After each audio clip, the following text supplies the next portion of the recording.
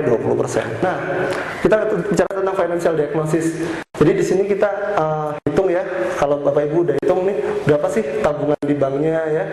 Terus reksadana udah ada belum, obligasi sudah ada belum, saham. Jadi di sini adalah aset lancar. Terus nilai tunai asuransi ini kalau misalnya whole life atau endowment biasanya ada nilai tunai asuransinya ya. Terus nilai polis unit linknya berapa, emas, perhiasan, logam mulia berapa. Ini adalah total aset lancar. Kalau saya rasa nggak ada masalah ya di sini ya.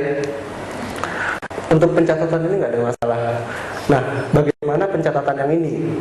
Ini yang jadi masalah. Apartemen ini juga biasanya bisa dengan harga BU juga. Cuman ini bisa dipercantik juga. Kalau apartemen kan semakin mungkin kalau saya menjelaskan di Jakarta, kita mempercantik apartemen dengan berbagai macam furniture ya. Cuman kalau di Malang kan belum banyak apartemen ya, gitu kan? Belum ada ya. Saya masih dibangun kan, gitu. Terus rumah ini pun juga gitu. Dicatatnya dengan harga BU-nya. Nah itu kan berapa sih? Jadi kalau kita tahu harga pasarnya berapa, oh harga pasar rumah di perumahan sekitar kita tuh harganya sekian. Nah biasanya kita turunkan sedikit lah. Kalau dijual sekian pasti laku. Nah itu baru harga BU-nya. Tanah pun juga ini juga sulit untuk menilainya. Kadang-kadang ya kita harus mau nggak mau nilainya dengan harga BU-nya. Nah, ada lagi hutang. Kalau hutang ini di sini ada hutang jangka pendek ya, ada kartu kredit, KTA, hutang jangka pendek lain. Ini hutang-hutangnya adalah hutang-hutang yang kurang dari 1 tahun, gitu ya. Kalau ini sih langsung aja dicatatnya berapa hutangnya, gitu ya. Kita punya total tagihan berapa, langsung, gitu. Terus hutang jangka panjang apa? Ada KPM, KPR, kredit apartemen ya. Nah ini menghitungnya gimana sih? Ini dihitungnya adalah nilai pokok hutangnya. Jadi kalau kita bayar biasanya ya, kalau kita bayar hutang itu kan cicilan hutang bayar 1.300.000. Tapi kalau kita baru mulai untuk mencicil gitu ya, misalnya tenor pinjamannya adalah 10 tahun gitu ya. Tenor pinjaman 10 tahun, kita bayar misalnya hutangnya tadi 1.300.000. Nah, dengan 1.300.000 sebetulnya kalau di awal itu yang dibayar apanya dulu sih?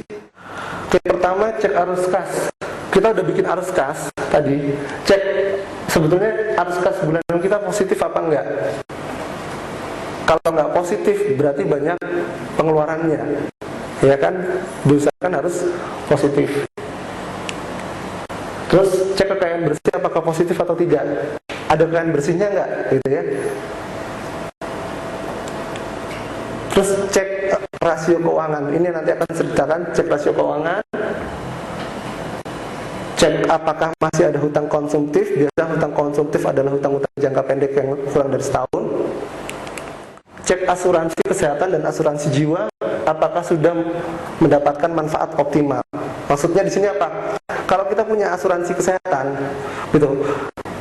Asuransi kesehatan itu sudah punya atau belum?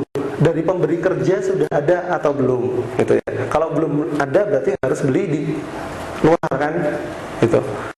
Terus kalau misalnya yang jadi PNS gitu ya, itu asuransi kesehatan. Terus asuransi jiwa. Nah, asuransi jiwa ini penting nggak? Penting nggak asuransi jiwa? Penting. Banyak agen Manulife di sini bilang sangat penting gitu kan. Tenang, saya ditunggu. Iya, penting banget. Jadi syarat orang punya asuransi jiwa ada 3. Syaratnya apa? Syarat pertama adalah dia harus punya penghasilan. Gitu. Orang yang punya asuransi jiwa adalah orang yang punya penghasilan. Oke, berarti single pun masih bisa ya. Gitu. Yang kedua, punya tanggungan. Ya, punya anak ya. Nah, yang single ini mungkin bisa, mungkin enggak. Mungkin menanggung orang tuanya gitu. Dia masih harus, karena enggak, dia anak tunggal gitu, orang tuanya ini sudah tidak mampu bekerja lagi sehingga dia harus menanggung orang tuanya, bisa. Gitu ya.